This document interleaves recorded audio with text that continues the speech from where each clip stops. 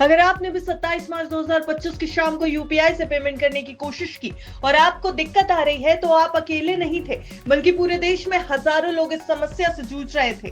पूरे देश में यूपीआई सर्विस ठप होने की हजारों शिकायतें सोशल मीडिया पर फ्लोट कर रही थी। सोशल मीडिया पर लगातार यूजर्स परेशान होकर के पोस्ट कर रहे थे। पूरे देश में गूगल पे, फोन पे, पेटीएम और एसबीआई जैसी बड़ी पेमेंट सर्विसेज के यूपीआई ट्रांजैक्शन फेल हो रहे थे। कई यूजर्स ने सोशल मीडिया पर यह शिकायत भी की है कि उनका पैसा डेबिट हो गया, लेकिन रिसीवर के अकाउंट में क्रेडिट नहीं हुआ। यानी यूपीआई सर्विस में पूरे देश के करोड़ों लोगों को दिक्कत आई है 27 मार्च 2025 को। आपको बता दें कि डाउन डिक्टेटर वेबसाइट के मुताबिक शाम लगभग 7:30 बजे तक 23,000 से ज्यादा शिकायतें दर्ज की गई हैं। कुछ बड़े ऐप्स पर इस तरह की शिकायतें मिली हैं। गूगल पे पर लगभग 296 शिकायतें, पेटीएम पर लगभग 119 शिकायतें और एसबीआई यानी स्टेट बैंक ऑफ इंडिया के यूपीआई ऐप पर लगभग 376 शिकायतें दर्ज की गई हैं। इससे ये साफ है कि ये कोई छोटी तकनीकी दिक्कत नहीं थी, बल्कि बड़े पैमाने पर यूपीआई सिस्टम पर असर पड़ा है। आखिर एक साथ इतनी सारी यूपीआई ऐप्स काम करना बंद कर देती हैं। देश के करोड़ों लोगों को बड़ी दिक्कत का सामना करना पड़ रहा है। सोशल मीडिया पर अगर आप जाएंगे तो लोग हर प्लेटफॉर्म पर अपनी दिक्कत साझा कर रहे हैं। इंस्टाग्राम से लेकर के फेसबुक और एक्स तक के प्लेटफॉर्म्स पर लोग अपनी दिक्कतें, अपनी शिकायतें लिख रहे हैं। एक्स पर अगर आप देखेंगे तो एक के बाद एक ट्वीट सामने आए जिसमें यूपीआई डाउन हैशटैग ट्रेंड करता नजर आया। यूपीआई से जुड़ी दिक्कतें लोग एक्स पर पोस्ट करते दिखाई दिए। सोशल मीडिया पर यूजर्स ने क्या बोला है, चलिए ये भी आपको दिखाते हैं। सोशल मीडिया प्लेटफॉर्म एक्स पर कई लोगों ने यूपीआई सर्विस ठप होने को लेकर नाराजगी जताई है। एक यूजर ने लिखा कि पहली बार यूपीआई डाउन होते देखा है। बैंक या गेटवे नहीं, बल्कि यूपीआई एनपीसीआई ही बंद था। दूसरे यूजर ने लिखा कि मेरा पैसा डेबिट हो गया, लेकिन दोस्त के अकाउंट में नहीं आया। आखिर ये क्या नॉनसेंस है।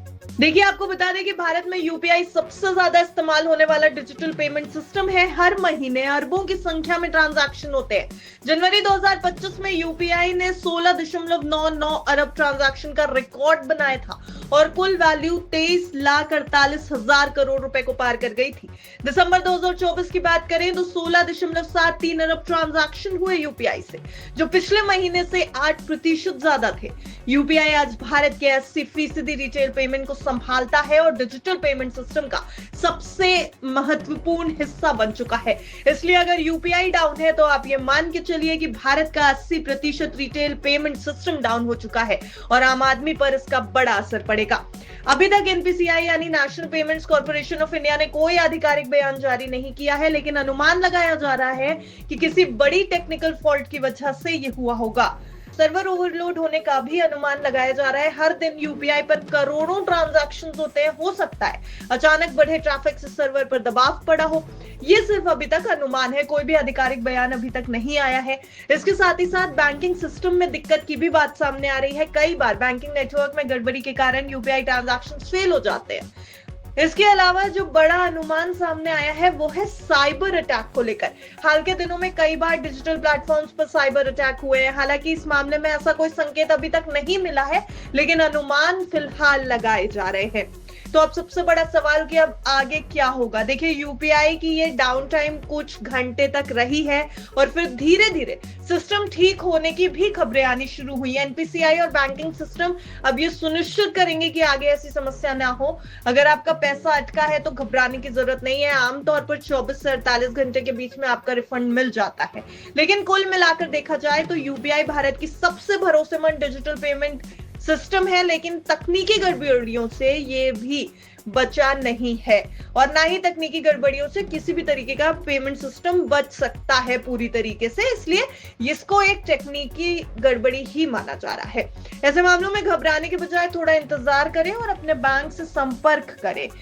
आप नीचे कमेंट्स करके बता सकते हैं कि क्या आपको भी इस समस्या का सामना करना पड़ा है। हालांकि बस तक की आपको यह सलाह है कि पैनिक ना क्रिएट करें।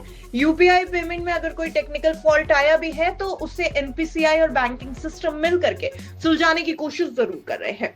ब्यूरो रिपोर्ट, विस्तार।